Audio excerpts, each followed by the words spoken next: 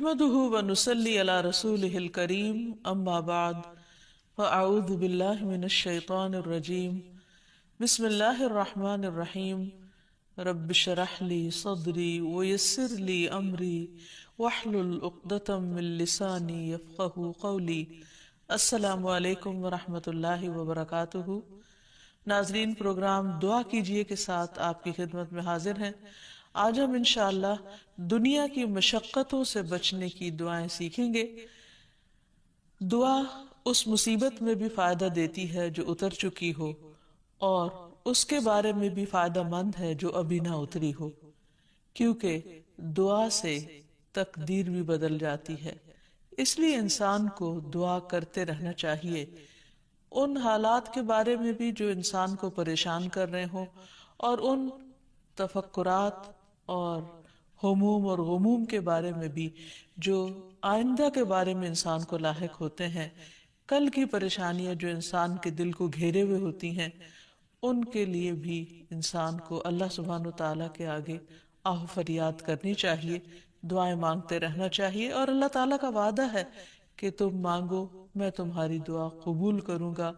اور جب بندے آپ سے میرے بارے میں پوچھیں کہ میں کہاں ہوں تو انہیں بتا دو کہ میں بہت قریب ہوں۔ اللہ تعالیٰ ہم سب سے بہت قریب ہے، سمیع مجیب ہے، وہ سنتا بھی ہے، جواب بھی دیتا ہے۔ اس لیے دعا مانگنے میں بخل سے کام نہیں لینا چاہیے، لیکن اس کے ساتھ ساتھ یہ کہ انسان دعا مانگتے ہوئے اللہ سبحانہ و تعالیٰ کی حمد و ثنا کرنا نہ بھولے، اور ساتھ ہی نبی صلی اللہ علیہ وسلم پر درود شریف بھی پڑھے۔ جہاں تک دنیا کی سختیاں، مشقتیں، تکلیفیں، آزمائشیں ہیں، تو اس کے بارے میں ہمیں قرآن و سنت سے کیا رہنمائی ملتی ہے، اس کے بارے میں ہم کچھ بات کریں گے۔ سب سے پہلی بات تو یہ ہے کہ انسان اس دنیا کی حقیقت کو سمجھے کہ یہ دنیا کیا ہے۔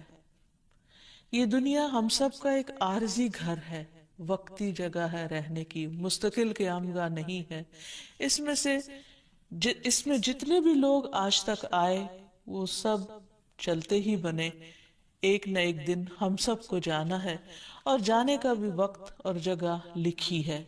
اس لیے انسان اس دنیا کو اسی نظر سے دیکھتے ہوئے گزارے، اور زیادہ سے زیادہ اچھے کاموں کی طرف توجہ رکھے۔ حدیث سے پتہ چلتا ہے کہ دنیا مومن کے لیے قید خانے کی طرح ہے۔ رسول اللہ صلی اللہ علیہ وسلم نے فرمایا، دنیا مومن کے لیے قید خانہ ہے اور کافر کے لیے جنت ہے۔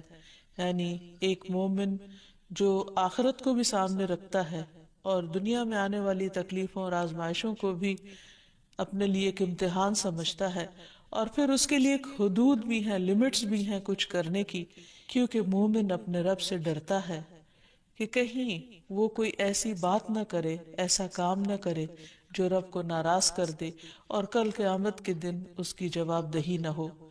اس لیے یہ بہت ضروری ہے کہ انسان اس دنیا میں رہتے ہوئے، خواہ اچھا وقت ہو یا تکلیف دہ وقت ہو، کوئی ایسا کام نہ کرے جو رب کو ناراض کرنے والا ہو، کیونکہ کل بہرحال الی ربک یومئذ المساق، تیرے رب کی طرف اس دن جا ٹھہرنا ہے، واپسی ہے، جواب دینا ہے۔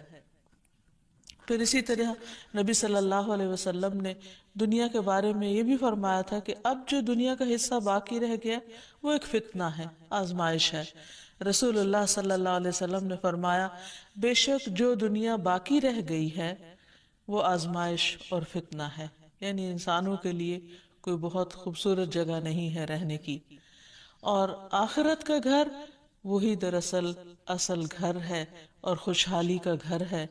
قرآن مجید میں آتا ہے کہ اہل ایمان جب جنت میں داخل ہوں گے تو پکار اٹھیں گے کہ شکر اللہ کا جو ہم سے ہر طرح کا غم اور دکھ ہم سے لے گیا۔ وقالوا الحمد لله الذي أذهب عنا الحزن إن ربنا لغفور شكور الذي أحلنا دار المقامة من فضله لا يمسنا يمسنا فيها نصب ولا يمسنا فيها لغوب. اور وہ کہیں گے کہ اس اللہ کا شکر ہے جس نے ہم سے غم کو دور کر دیا. یعنی جب وہ جنت میں پہنچیں گے تو دنیا کے سارے غم ان کو بھول جائیں گے. اور یقیناً ہمارا پروردگار بخشنے والا اور قدردان ہے جس نے اپنے فضل سے ہمیں ابدی قیام گاہ میں لا اتارا جہاں ہمیں نہ مشقت اٹھانی پڑتی ہے اور نہ کوئی تھکاوٹ لاحق ہوتی ہے. اور اللہ تعالیٰ کی طرف سے بھی یہ پیغام آئے گا سلام علیکم طبتم فادخلوها خالدین. تم پر سلام ہو، تم خوشحال رہو، بس اس میں داخل ہو جاؤ ہمیشہ رہنے والے. یعنی اس کے بعد اب تمہیں یہاں سے کوئی نہیں نکال سکتا، تم پر کوئی غم تکلیف اور دکھ آنے والا نہیں ہے. نبی صلی اللہ علیہ وسلم نے فرمایا ایک آواز دینے والا آواز دے گا کہ اے بندو تمہارے لیے یہ طے ہو گیا ہے کہ تم صحت مند رہو گے، کبھی بیمار نہ ہوگے، تم زندہ رہو گے، کبھی مرو گے نہیں، تم کبھی بوڑھے نہیں ہوگے، تم آرام میں رہو گے، تمہیں کبھی تکلیف نہیں آئے گی. تو اللہ تعالیٰ کا یہی فرمان ہے وَنُودُوا أَن تِلْكُمُ الْجَنَّةُ أُورِثْتُمُوهَا بِمَا كُنْتُمْ تَعْمَلُونَ. اس وقت انہیں ایک آواز آئے گی کہ تم اس جنت کے وارث بنائے گئے ہو، یہ ان نیک اعمال کا بدلہ ہے جو تم دنیا میں کیا کرتے تھے. یعنی وہ لوگ خوش قسمت ہوں گے جو دنیا میں ایک اچھی اللہ تعالیٰ کی رضا کی زندگی گزار کر آئیں گے اور وہاں اللہ کی رضا کو پائیں گے. اور پھر دنیا میں وہ شخص جو سب سے زیادہ تکلیف میں ہوگا، وہ جب جنت کا صرف ایک چکر لگائے گا، صرف ایک جھلک دیکھے گا، تو اس کو دنیا کے سارے غم دور ہو جائیں گے اور سارے غم بھول جائیں گے. نبی صلی اللہ علیہ وسلم نے فرمایا اہل جنت میں سے ایک آدمی کو پیش کیا جائے گا جسے دنیا میں لوگوں میں سے سب سے زیادہ تکلیفیں آئی ہوں گی. پھر اسے جنت میں صرف ایک غوطہ دے کر پوچھا جائے گا کہ اے ابن آدم، کیا تم نے کبھی کوئی تکلیف دیکھی تھی؟ کیا تجھ پر کبھی کوئی سختی بھی گزری؟ وہ عرض کرے گا اے میرے رب، اللہ کی قسم کبھی نہیں، کبھی کوئی تکلیف میرے پاس سے نہ گزری اور نہ ہی میں نے کبھی کوئی شدت اور سختی دیکھی. تو یہ ہے دنیا کی شدتوں اور سختیوں اور آزمائشوں کا حال کہ جو جنت میں جاتے ہی انسان کو ساری کی ساری فراموش ہو جائیں گی، بھول جائیں گی. اب یہاں ہمیں یہ بھی دیکھنا چاہیے کہ دنیا میں جو انسان کو مشقتیں آتی ہیں، تکلیفیں آتی ہیں، ان کی وجہ کیا ہے، اس کا سبب کیا ہے. یعنی کیوں ایسا ہوتا ہے کہ انسان ایک غم سے نکلتا نہیں تو دوسرے میں جا پھنستا ہے، اور کوئی دن ایسا نہیں ہوتا کہ جس میں انسان کو کوئی نہ کوئی دکھ، تکلیف، بیماری یا اس کی اپنی ذات پر نہ ہو یا کہیں سے ایسی کوئی خبر نہ سننے کو ملے. تو اس کی وجہ کیا ہے؟ سب سے پہلی بات تو یہ ہے کہ انسان کو امتحان کے لیے پیدا کیا گیا، مشقتیں اٹھانے کے لیے پیدا کیا گیا. قرآن پاک میں اللہ تعالیٰ فرماتے ہیں لَقَدْ خَلَقْنَا الْإِنسَانَ فِي كَبَدٍ، بلا شبہ یقیناً ہم نے انسان کو بڑی مشقت میں پیدا کیا. یعنی انسان اپنے لیے آسانیاں ڈھونڈتا ہے، اس دنیا میں آسانیاں نہیں ہیں. پھر دوسری بات یہ ہے کہ یہ زندگی انسان کے لیے ایک آزمائش ہے، اور اللہ تعالیٰ نے خود ہی فرما دیا کہ میں تمہیں خوف سے، بھوک سے، جان مال اور پھلوں کی کمی سے ضرور آزماؤں گا. انہیں امتحان آئیں گے، لیکن ایسے موقع پر تمہیں کرنا کیا ہے؟ وَبَشِّرِ الصَّابِرِينَ، صبر کرنے والوں کو خوشخبری دے دو. اور پھر یہ بھی کہ ہر انسان اس دنیا سے جانے والا ہے، اس لیے فرمایا کل نفس ذائقۃ الموت، ہر نفس کو موت کا ذائقہ چکھنا ہے. وَنَبْلُوكُمْ بِالشَّرِّ وَالْخَيْرِ فِتْنَةً وَإِلَيْنَا تُرْجَعُونَ، اور ہم تمہیں اچھے اور برے حالات سے آزماتے رہیں گے.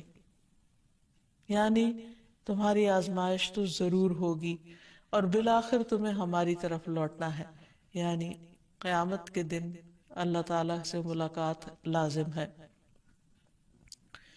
پھر یہ بھی ہے کہ بعض اوقات انسانوں پر تکلیف ان کے گناہوں کا نتیجہ ہوتی ہے. اللہ تعالیٰ سورۃ الروم میں فرماتے ہیں ظہر الفساد فی البر والبحر بما کسبت ایدی الناس، خشکی اور سمندر میں فساد پھیل گیا لوگوں کے اپنے ہاتھوں کی کمائی کی وجہ سے. یعنی ان کے اپنے گناہوں کے نتیجے میں، تاکہ اللہ تعالیٰ لوگوں کو ان کے اعمال کا مزہ چکھا دے، شاید وہ ایسے کاموں سے باز آ جائیں۔ یعنی جب وہ اپنے ہی ہاتھوں کی کمائی کو دیکھے کہ خود ان کے لیے نقصان دہ ہے، تو پھر اس نقصان سے بچنے کے لیے وہ برے اعمال چھوڑ دیں۔ ایک اور جگہ پر بھی اللہ تعالیٰ فرماتے ہیں کہ وَمَا أَصَابَكُم مِّن مُّصِيبَةٍ فَبِمَا كَسَبَتْ أَيْدِيكُمْ، کہ تمہیں جو بھی کوئی مصیبت پہنچی ہے وہ دراصل تمہارے اپنے ہی ہاتھوں کی کمائی کا نتیجہ ہے۔ پھر یہ بھی ہوتا ہے کہ بعض اوقات انسان دوسروں پر سختی کرتا ہے تو جواباً اس پر سختی ہو جاتی ہے۔ اس سلسلے میں رسول اللہ صلی اللہ علیہ وسلم نے فرمایا، جو کسی کو نقصان پہنچائے گا اللہ اس کا نقصان کر دے گا، اور جو کسی کو مشکل میں ڈالے گا اللہ تعالیٰ اس پر سختی کر دے گا۔ اس لیے انسان کو ہمیشہ اپنی حدود کے اندر رہنا چاہیے اور کسی پر بھی کسی طرح کی ظلم اور زیادتی نہیں کرنی چاہیے، کیونکہ کسی پر ظلم کرنے کا مطلب یہ ہے کہ انسان خود اپنے لیے مصیبت کھڑی کر رہا ہے۔ پھر اسی طرح کسی کے ساتھ انسان اگر بخل برتتا ہے، اس کو نہیں دیتا، تو اللہ تعالیٰ اس کے لیے بھی زندگی تنگ کر دیتے ہیں۔ قرآن پاک میں فرمایا گیا وَأَمَّا مَن بَخِلَ وَاسْتَغْنَى وَكَذَّبَ بِالْحُسْنَى فَسَنُيَسِّرُهُ لِلْعُسْرَى، اور جس نے بخل کیا اور بے پرواہ بنا رہا، یعنی اس نے اللہ تعالیٰ کی باتوں کی اور بندوں کی ضروریات کی پرواہ ہی نہیں کی، وَكَذَّبَ بِالْحُسْنَى، اور بھلائی کو جھٹلا دیا، تو ہم اسے تنگی کی راہ پر چلنے کی سہولت دیں گے، نہیں پھر اس کے لیے ایک کے بعد ایک تنگی کھڑی کر دیں گے۔ پھر اسی طرح انسان کو کسی کی عزت اور آبرو کے درپے نہیں ہونا چاہیے، کیونکہ اس سے بھی انسان کے راستے میں مشکلات آتی ہیں۔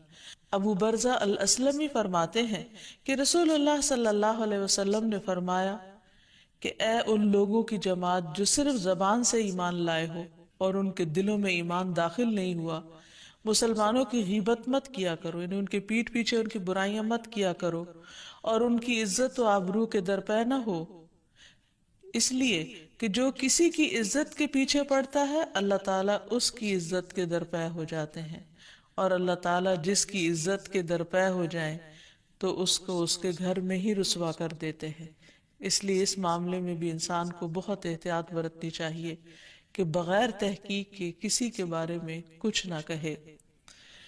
اس کے بعد ہم یہ دیکھتے ہیں کہ مشقتیں تو آتی ہیں، کبھی اللہ تعالیٰ کی طرف سے امتحان ہوتی ہیں اور کبھی انسان کے گناہوں کا نتیجہ ہوتی ہیں۔ تو ایسے موقع پر کرنا کیا چاہیے، حل کیا ہے؟ سب سے پہلی بات تو یہی کہ انسان اللہ سبحانہ تعالیٰ کی طرف رجوع کرے، کیونکہ اللہ تعالیٰ ہی آسانیاں پیدا کرنے والا ہے، کیونکہ اللہ تعالیٰ فرماتے ہیں وَنُيَسِّرُكَ لِلْيُسْرَى، اور ہم تجھے آسان راستے کے لیے سہولت دیں گے۔ تو آسانی اللہ کی طرف سے ہوتی ہے، اور وہ کس کے لیے ہوتی ہے؟ جو اللہ کا تقوی اختیار کرتا ہے۔ وَمَن يَتَّقِ اللَّهَ يَجْعَل لَّهُ مَخْرَجًا، جو اللہ کا تقوی اختیار کرتا ہے اللہ تعالیٰ اس کے لیے ہر مشکل سے نکلنے کا راستہ بنا دیتے ہیں۔ ہمیشہ کوئی نہ کوئی راہ، کوئی نہ کوئی حل، کوئی نہ کوئی سولوشن نکل آتے، لیکن اس کے لیے کیا ضروری ہے، کیا شرط ہے؟ کہ انسان اللہ سے ڈرنے والا ہو۔ پھر اسی طرح ضروری ہے کہ انسان ایسے مواقع پر صبر سے کام لے، اور صبر کیا ہے؟ کہ انسان غصے میں آ کر، غم کی وجہ سے، تکلیف اور شدت اور پریشانی کی وجہ سے اپنی زبان سے کوئی ناروا بات نہ نکالے، کوئی ناحق بات نہ نکالے۔ جیسے نبی صلی اللہ علیہ وسلم اپنے ایک بیٹے کی وفات کے موقع پر رو رہے تھے، تو صحابہ نے عرض کیا کہ یا رسول اللہ صلی اللہ علیہ وسلم آپ بھی روتے ہیں؟ تو آپ نے فرمایا ہاں، آنکھ آنسو بہاتی ہے اور دل غمگین ہے، لیکن زبان سے وہی نکلے گا جو اللہ تعالیٰ کو پسند ہے۔ کوئی ایسی بات زبان سے نہیں نکلے گی کہ جو اللہ تعالیٰ کو ناراض کر دے۔ تو اس لیے تکلیف کے موقع پر انسان کو ہمیشہ یہ یاد رکھنا چاہیے کہ وہ کیا کر رہا ہے، اس کا رد عمل کیا ہے، کس طرح وہ ریاکٹ کر رہا ہے، کیا باتیں کر رہا ہے۔ اور جو لوگ صبر کرتے ہیں تو ان کی تعریف اللہ تعالیٰ نے بیان کی، فرمایا وَالصَّابِرِينَ فِي الْبَأْسَاءِ وَالضَّرَّاءِ وَحِينَ الْبَأْسِ أُولَئِكَ الَّذِينَ صَدَقُوا وَأُولَئِكَ هُمُ الْمُتَّقُونَ، جو تنگ دستی اور تکلیف میں اور لڑائی کے وقت صبر کرتے ہیں، یہی لوگ ہیں جنہوں نے سچ کہا اور یہی بچنے والے ہیں. یعنی ایسے ہی لوگ سچے مومن ہیں جو تنگی اور تکلیف میں اپنے آپ کو سنبھال لیتے ہیں، صبر سے کام لیتے ہیں.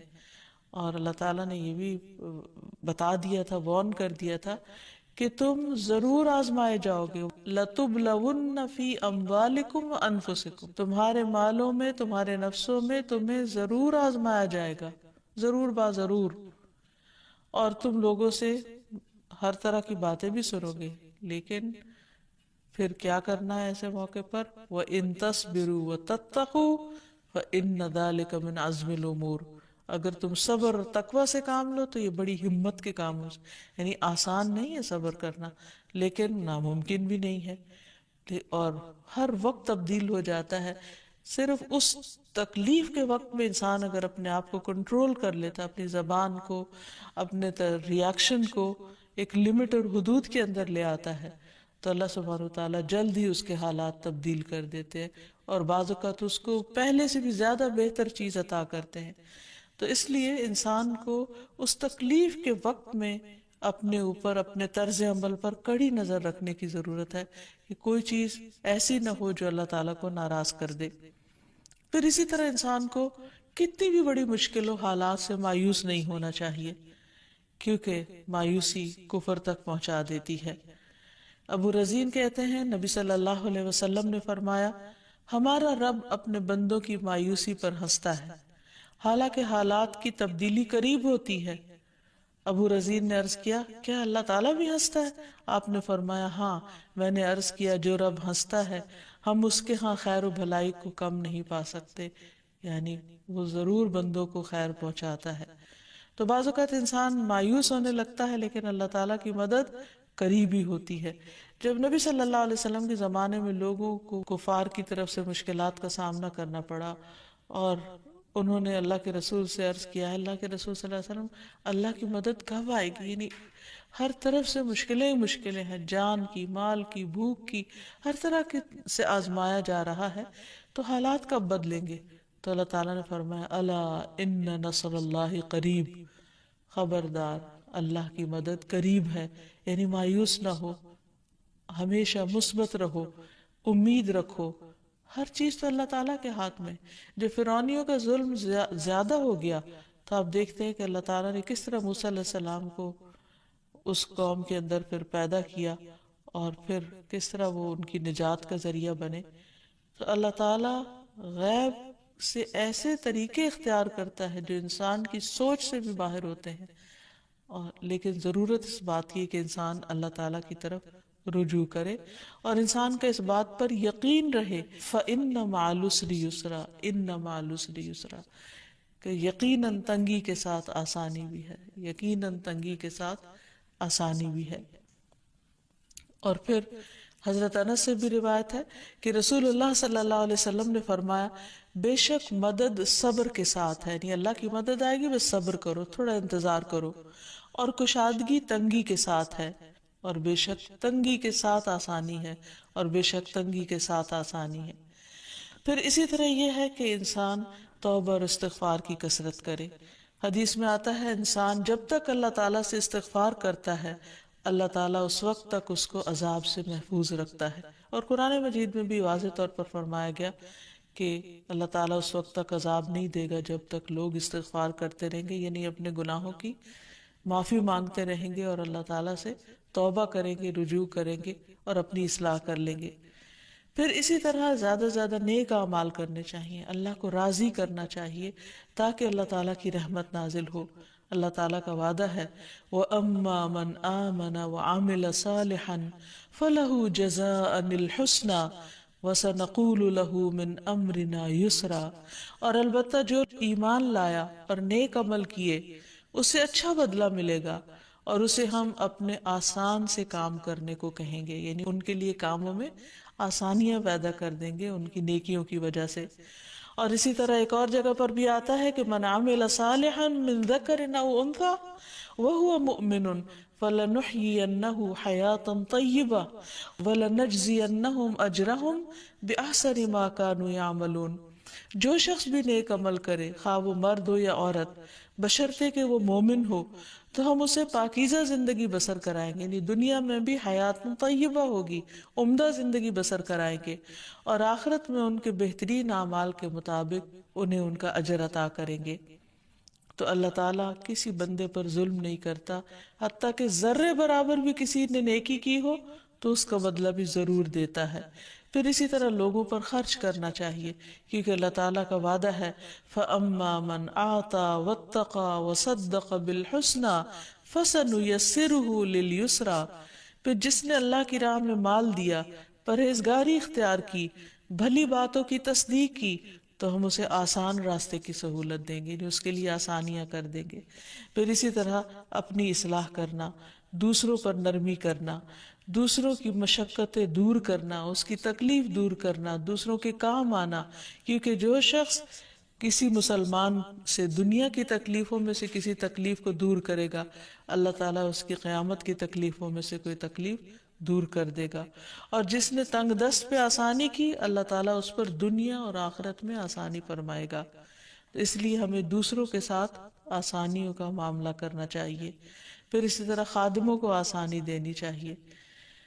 پھر انسان کو کثرت سے صدقہ و خیرات کرنا چاہیے، کیونکہ صدقہ اللہ تعالیٰ کے غصے کو بجھا دیتا ہے۔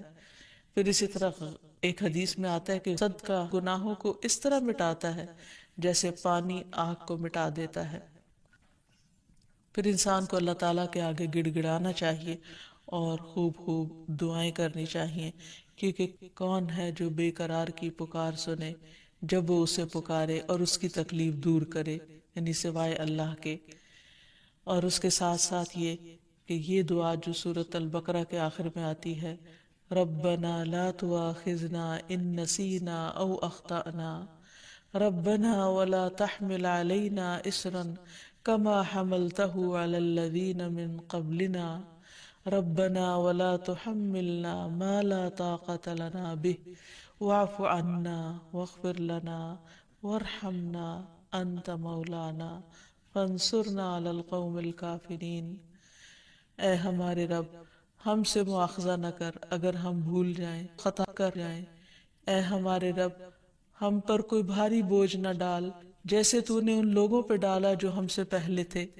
اے ہمارے رب، ہم سے وہ چیز نہ اٹھوا جس کے اٹھانے کی ہم میں طاقت نہ ہو، اور ہم سے درگزر کر اور ہمیں بخش دے اور ہم پر رحم کر، تو ہی ہمارا مددگار ہے، سو کافروں کے مقابلے میں ہماری مدد فرما۔ پھر اسی طرح ہر طرح کے حالات کی آسانی کے لیے دعا کرنی چاہیے۔ قال رب اشرح لی صدری ویسر لی امری، اس نے کہا ہے میرے رب میرے لیے میرا سینہ کھول دے اور میرا کام آسان کر دے۔ حدیث میں بھی آتا ہے نبی صلی اللہ علیہ وسلم مشکل وقت میں دعا پڑھتے تھے، اللہم لا سہل الا ما جعلتہ سہلا وانت تجعل الحزن اذا شئت سہلا، اے اللہ نہیں کوئی کام آسان مگر وہی جسے تو آسان کر دے، اور تو جب چاہتا ہے مشکل کو آسان کر دیتا ہے۔ پھر اسی طرح ایک اور دعا بھی ہے، ربنا آتنا من لدنک رحمتا وہیئ لنا من امرنا رشدا، اے ہمارے رب ہمیں اپنے پاس سے رحمت عطا کر اور ہمارے لیے ہمارے معاملے میں رہنمائی فرما دے۔ پھر اسی طرح کثرت کے ساتھ درود شریف پڑھنا چاہیے، کیونکہ جو شخص کثرت سے درود شریف پڑھتا ہے تو اس کی ساری فکریں دور ہو جاتی ہیں اور گناہ معاف کر دیے جاتے ہیں۔ پھر اسی طرح یہ دعا بھی، اللہم انی اعوذ بک من جہد البلاء ودرک الشقاء وسوء القضاء وشماتۃ الاعداء، اے اللہ میں آپ کی پناہ چاہتا ہوں سخت مشقت، بد نصیبی کے پانے، بری تقدیر اور دشمنوں کے خوش ہونے سے۔ پھر اسی طرح اللہم رحمتک ارجو فلا تکلنی الی نفسی طرفۃ عین واصلح لی شأنی کلہ لا الہ الا انت، اے اللہ میں تیری رحمت کا امیدوار ہوں، تو مجھے آنکھ جھپکنے تک کے لیے بھی میرے نفس کے حوالے نہ کرنا، میرے سارے معاملات